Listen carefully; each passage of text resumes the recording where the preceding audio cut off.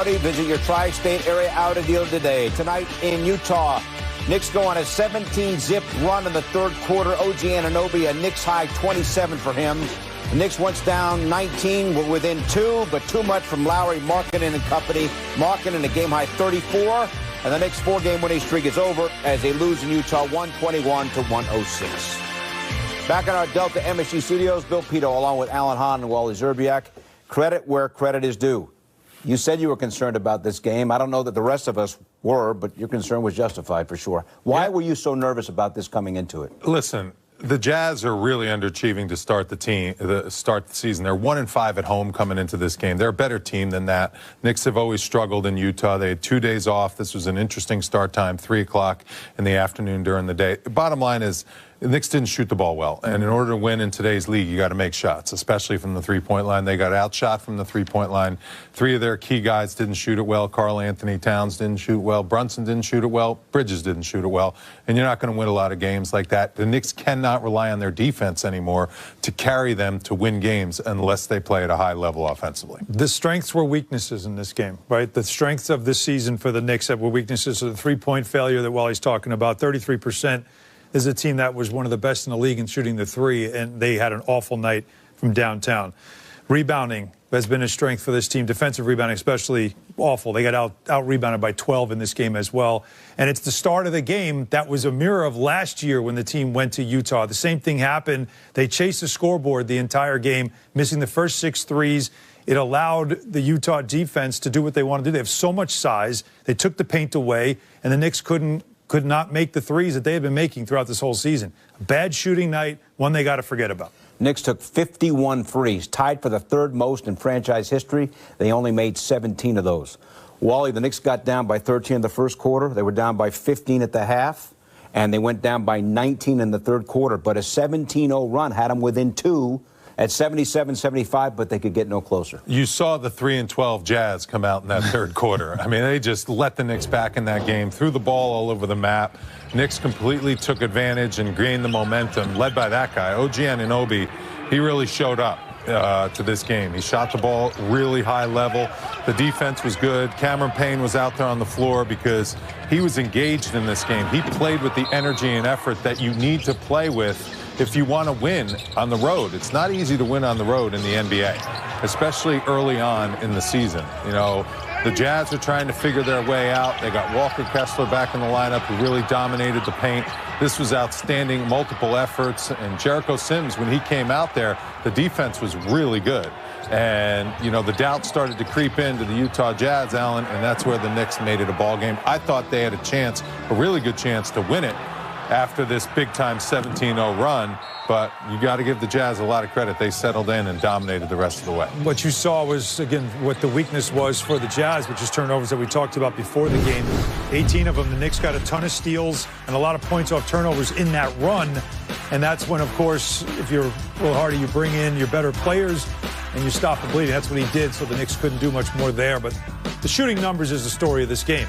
The Jazz came into the game as the 3rd worst three-point shooting team in the league, and they go 19 of 34. They shoot over 50% from downtown. The Knicks, one of the better three-point shooting teams in the league, can't knock down a 3. Sometimes it is the numbers. Yep. Sometimes it's as simple as what went wrong. It's the numbers, the rebounding, and, of course, the three-point shooting, which was strengths of this team. Walker Kessler gave Cat a rough night. How come?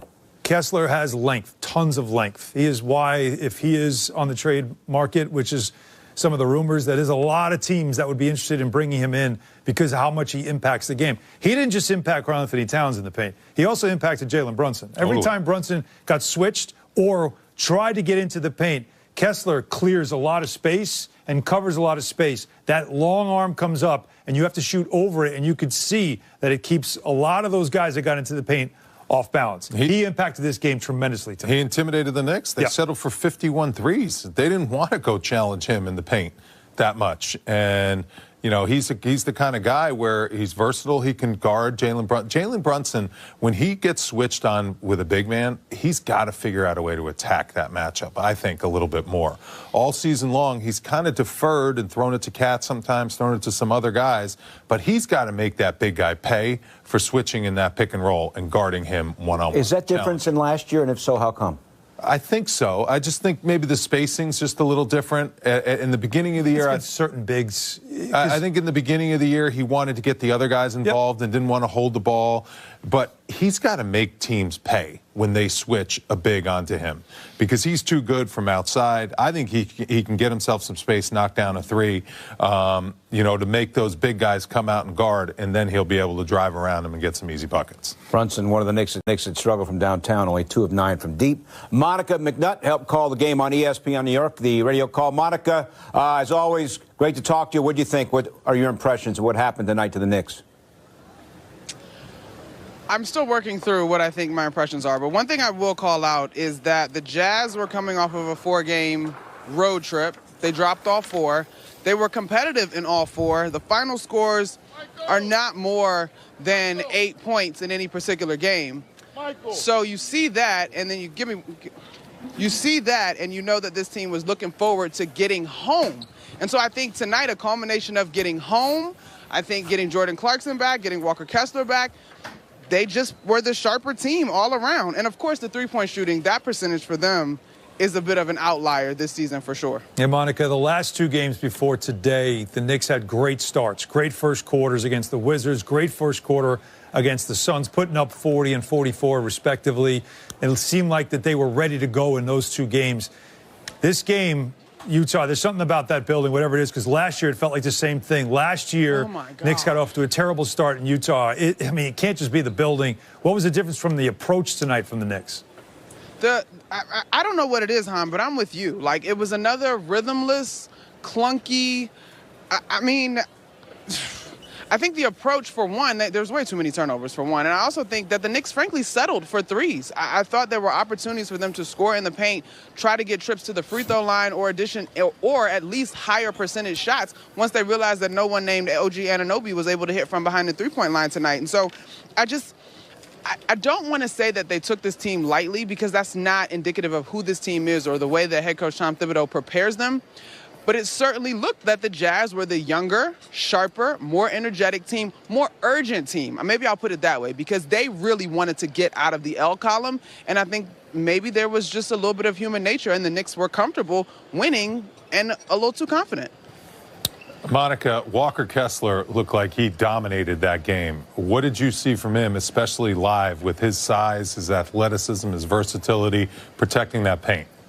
He's got great feet, and I think because perhaps he is out here in Utah in the conversation of the league at large, he gets lost as a quality big man. But he's a terrific rim protector. I heard you talking about it, Raleigh. When he was switched out into those pick-and-roll actions, like, he's able to move his feet. He's a willing passer. I think you forget, too, that this team is top 10 in terms of offensive rebounds. There were so many opportunities under the basket where, again, the urgency of the Jazz just outplayed the urgency of the Knicks under their own basket in terms of higher percentage shots. We'll talk about Walker Kessler, and rightfully so. Of course, you'll talk about Lauri Markkanen, but I actually thought John Collins had a terrific first half as well and helped to set the tone for this Jazz squad as they pushed out the lead and had a lead at halftime. Okay, Monica, have a safe trip to Denver. We'll talk to you Monday night. Thanks, guys. She just mentioned Collins. He went for 20 and 13. Yep. Kessler, double-double. Allen was a plus 34. That's huge, yeah. And that Plus shows 34. you his impact. That shows you right there his impact. They have missed him. There's no question about it. But his length, his ability to switch, there's so much about it. And that's why there were a lot of rumors about him possibly being on the trading block. He is going to be a player that a lot of teams are going to want to check in on. Why doesn't Utah want to keep him? Pay. It's about money. It's due to pay. Time to pay him. Cat was a minus 34. Yeah, and that's a big number for Cat. And you alluded to going up against a guy that's a true 7-footer with that kind of size.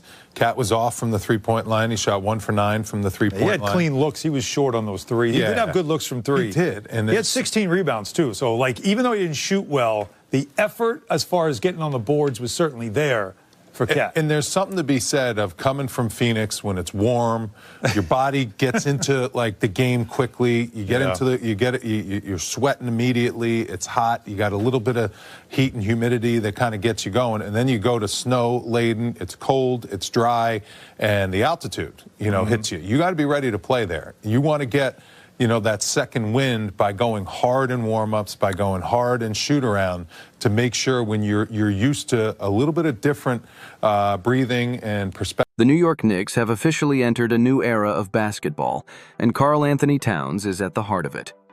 Following a blockbuster trade that sent Julius Randle and Dante DiVincenzo elsewhere, Towns came to the Knicks with both great expectations and skepticism. Fast forward to now, and it's safe to say that Towns is fitting into this team like a glove.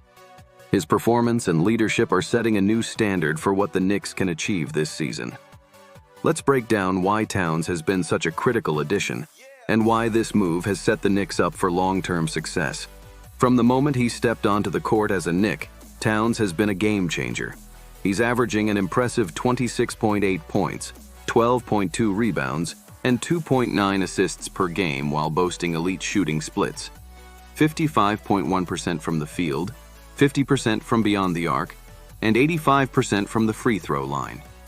These numbers aren't just good, they're MVP caliber. Towns has brought versatility that the Knicks sorely needed. His ability to stretch the floor with his shooting is unlike any other big man in the league, reminiscent of the great Dirk Nowitzki. But Towns isn't just about finesse. His physicality in the paint has also been a critical factor.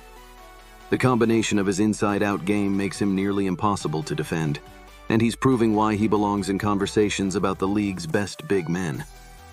One of the most memorable examples of his dominance came during a game against the Chicago Bulls. Despite the Knicks losing that night by just 1 point, Towns dropped a jaw-dropping 46 points in a double-double performance. However, what stood out wasn't just his scoring, it was his accountability. After missing 2 key free throws late in the game, Towns stayed on the court long after the game ended, taking extra free throws in front of the few fans still in the arena. That level of determination has endeared him to his teammates and the Knicks' fan base. A key concern for any mid-season acquisition is chemistry, especially for a team with playoff aspirations.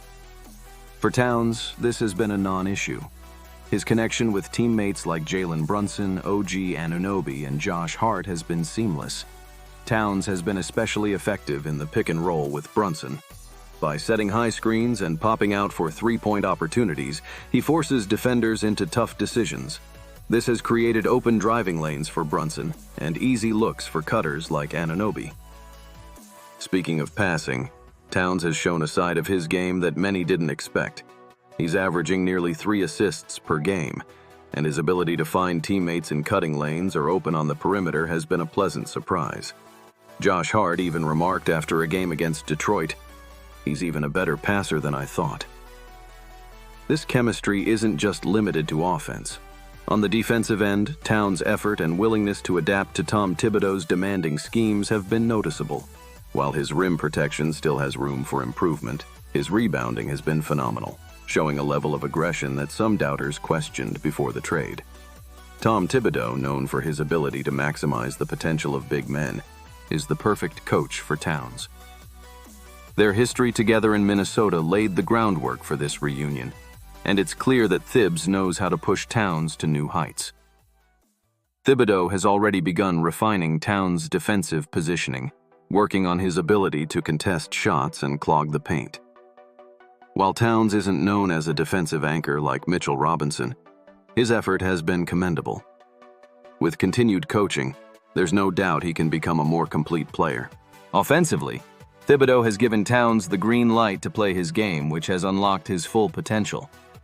As Thibs recently stated, each day he's gotten more and more comfortable. When you look at the starting group, it's really 3 new guys. But the focus on daily improvement will bring good things. The acquisition of Towns wasn't just about improving this season. It was about raising the Knicks' ceiling for years to come. With Towns, Brunson, Anunoby, and Bridges, the Knicks now have a core that can compete with the best teams in the NBA. This trade signaled that the Knicks are no longer content with simply making the playoffs. They're building a team capable of making deep postseason runs and possibly contending for a championship. While Towns still has areas to improve, particularly on defense, his early performances have been nothing short of spectacular. If he continues to grow under Thibodeau's system and maintains his chemistry with the team, there's no limit to what the Knicks can achieve. The Knicks' next few games will be critical in gauging how far this team can go. With matchups against top-tier teams like the Denver Nuggets and Boston Celtics on the horizon, Towns and the Knicks will have the opportunity to prove they belong among the league's elite. What do you think?